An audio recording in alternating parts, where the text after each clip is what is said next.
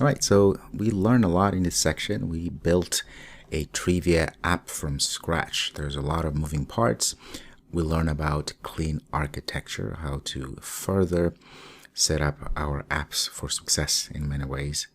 And we also learn about how to parse data, JSON data, of course, using Retrofit library and other libraries that come with it. And of course, we improved our user interface design using Compose. Now, this is not a final application, meaning there are a lot of things you can do and add to it to make it your own and improve upon it as an exercise. So that's what I would recommend you do. But for now, thank you so much for your time, and I hope you learned something from this section. And I hope that you, if anything, you got inspired to go out there and learn more about Compose and how to build awesome apps. Very well, thank you, and I'll see you next time.